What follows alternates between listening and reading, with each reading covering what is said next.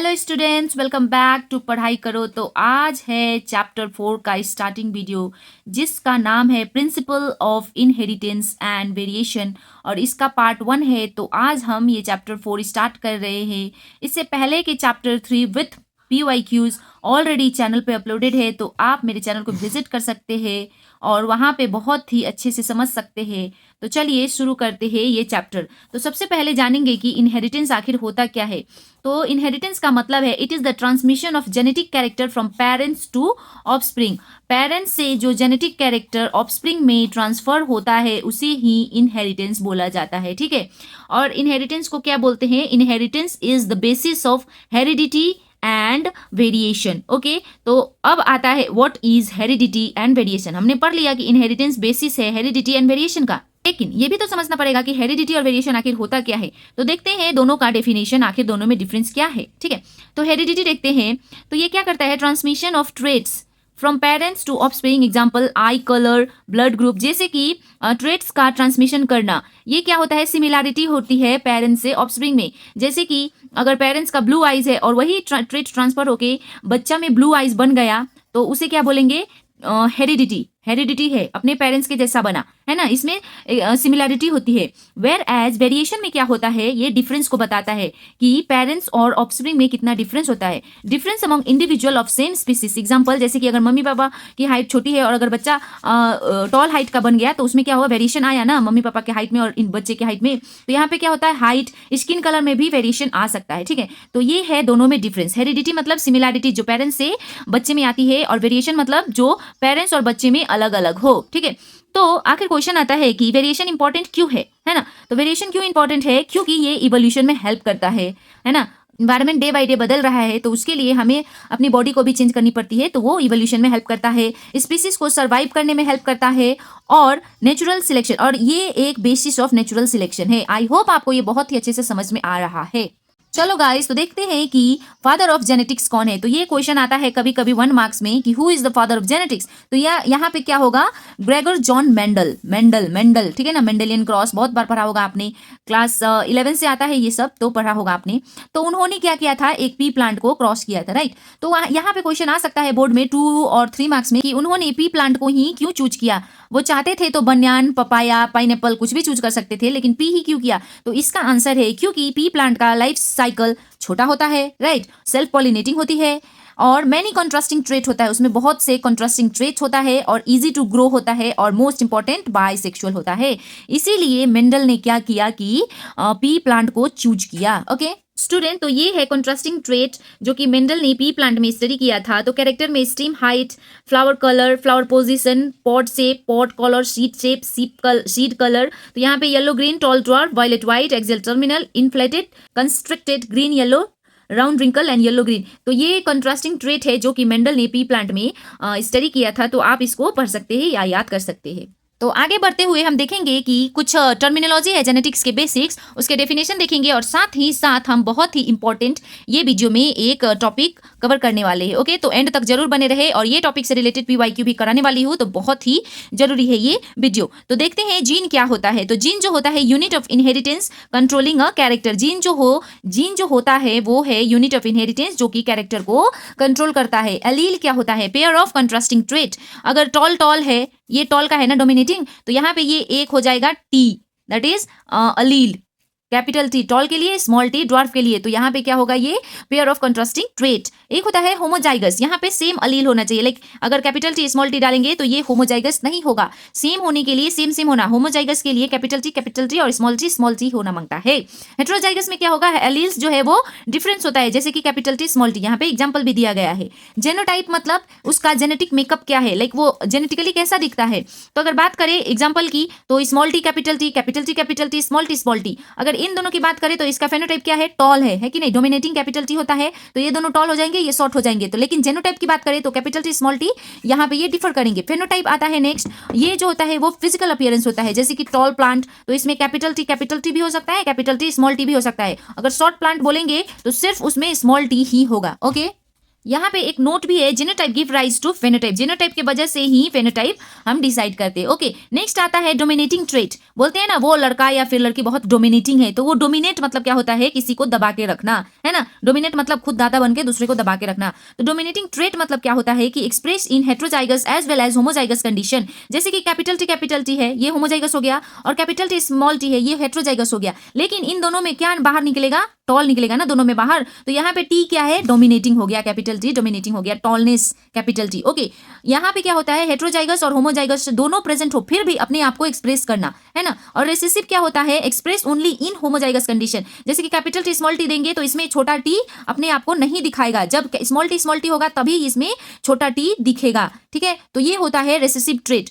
जैसे कि कोई स्टूडेंट एकदम ज्ञानी है, किसी के आने से कोई फर्क नहीं पड़ता, तो वो क्या होगा, हमेशा डोमिनेटिंग ही रहेगा, उसका मार्क्स किसी के आने से कोई फर्क नहीं पड़ सकता। लेकिन अगर कोई स्टूडेंट कमजोर है, वहां पे कोई स्टूडेंट ज्ञानी वाला आ गया तो वो तो सप्रेस हो जाएगा ना, और सारे कमजोर रहेंगे तो उसमें एक बाहर आ जाएगा, तो वहां पे वो कमजोर बोला जाएगा, तो उसको रेसेसिव ट्रेट बोलते हैं, ठीक है। तो यहाँ पे हम पढ़ेंगे मोनोहाइब्रिड क्रॉस। इसको क्या बोलेंगे, principle of inheritance and variation में इनहेरिटेंस ऑफ वन जीन एक ही कैरेक्टर को पढ़ने को मोनो मतलब एक, हाइब्रिड क्रॉस, मोनोहाइब्रिड क्रॉस मतलब एक जीन को पढ़ने के बारे में बात करेंगे, जो कि मेंडल ने किया था, ठीक है। तो यहाँ पे क्या होता है, इसका मतलब क्या है, inheritance of one gene refers to the study of transmission of a single character from parents to offspring. Example height, tall, dwarf, या फिर हम कलर की बात कर सकते हैं, ग्रीन येलो, है कि नहीं। यहाँ पे सिर्फ सिंगल कैरेक्टर की बात होती है, सिंगल कैरेक्टर की, जो कि पेरेंट्स से ऑफस्प्रिंग में जाती है, उसको बोलेंगे हम इनहेरिटेंस ऑफ वन जीन, ठीक है। और उसको पढ़ने से पहले हम देखेंगे कि और भी कुछ कंसेप्ट है, उसको पहले क्लियर करेंगे, फिर मैं आपको क्रॉस दिखाऊंगी। ओके, सबसे पहले आता है true breeding plants, that is homozygous है। तो इसमें क्या होता है, those plant which when self pollinated produce offspring with the same character generation after generation.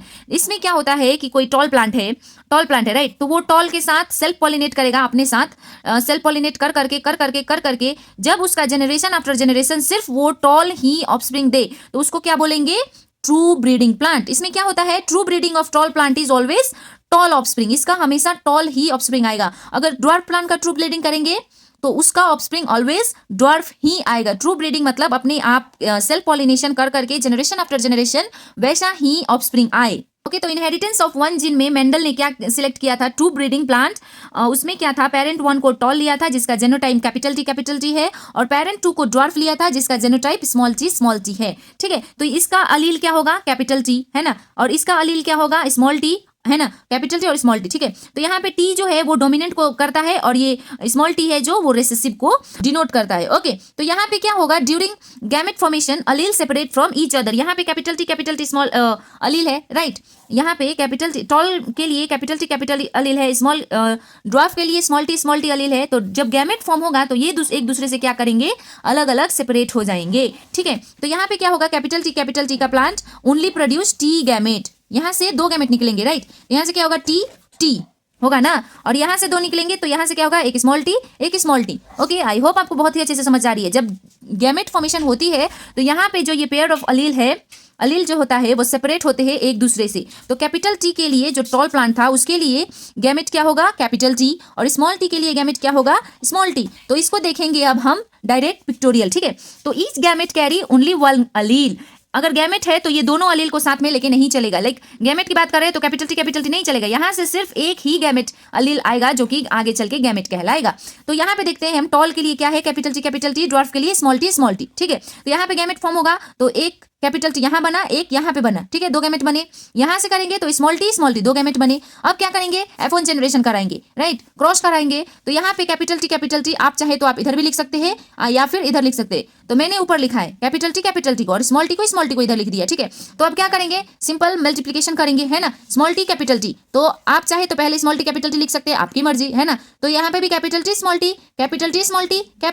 T, ये जस्ट ऐसे मल्टीप्लाई होता है, ठीक है, याद रखनी है। यहाँ पे इसका फेनोटाइप क्या आ रहा है, क्योंकि हमारा कैपिटल टी डोमिनेटिंग है तो यहाँ पे सारे ही प्लांट्स क्या आएंगे, टॉल आएंगे। ओके, तो नेक्स्ट क्या होता है, F2 जनरेशन में क्या करेगा, ये मेंडल बाबा ने इसको क्या किया, सेल्फ पॉलिनेटिंग किया। सेल्फ पॉलिनेटिंग करेगा तो ये जो दो प्लांट, सपोज ये दो प्लांट ले लिया है ना, इसका गैमेट क्या बनेगा, स्मॉल टी और कैपिटल टी बनेगा, है ना, और इसका गैमेट क्या बनेगा, कैपिटल टी और स्मॉल टी बनेगा। तो आपकी मर्जी, इधर लिखो इधर लिखो, आपकी मर्जी, है ना। तो मैंने दोनों तरफ से लिख सकते हैं, दोनों ही सेम है। तो यहाँ पे क्या हो रहा है, देखो F2 जनरेशन में जब सेल्फिंग करेंगे तो जब ये टी के साथ मिलेगा तो क्या बनाएगा, कैपिटल टी।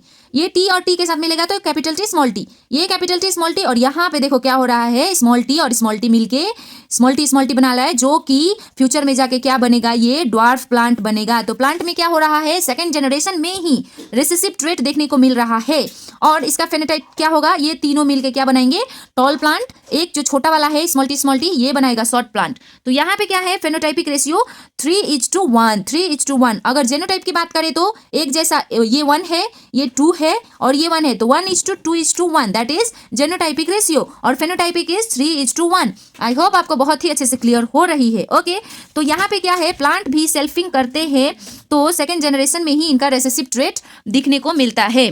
तो आगे बढ़ते हैं चैप्टर में, मेंडल्स लॉ ऑफ डोमिनेंस। तो आखिर मेंडल का लॉ ऑफ डोमिनेंस क्या कहता है। तो सबसे पहले स्टेटमेंट देखेंगे, when two contrasting allele are present together only one express itself and is called dominant while other remain unexpressed is called recessive.